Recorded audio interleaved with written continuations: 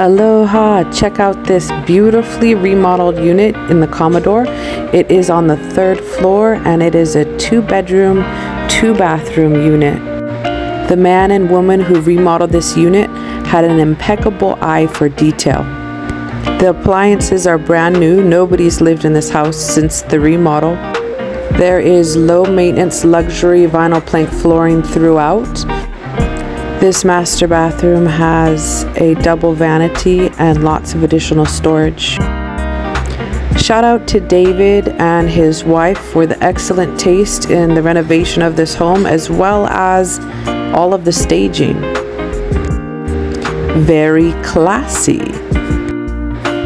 And here the last thing I'll show you is the 2nd bathroom. This would be your guest's bathroom.